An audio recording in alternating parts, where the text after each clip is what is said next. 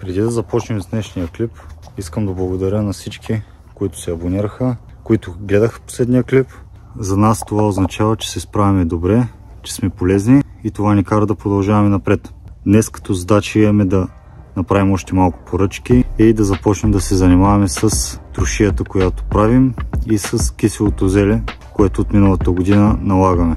През изминалата седмица успяхме да съберем и капковия маркуч, за да подготвим местата за обработки.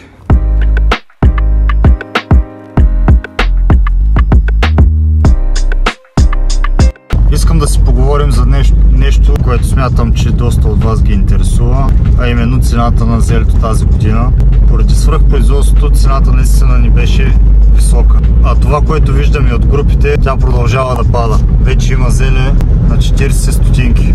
По всички параграфи това е направо на загуба. Защото ние тази година имахме 2 копанията, това всичко са пари за надници и така нататък. Плюс това имахме доста проблеми с въшката и за да успеем да запазим реколта си, се пръскаше по-често. А препаратите не са никак ефтини.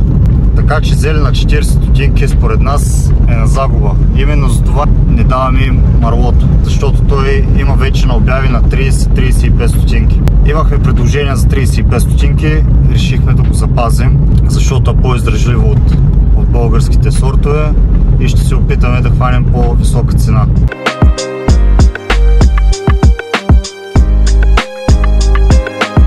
Днес официално смятаме да приключим с сякането на зелето.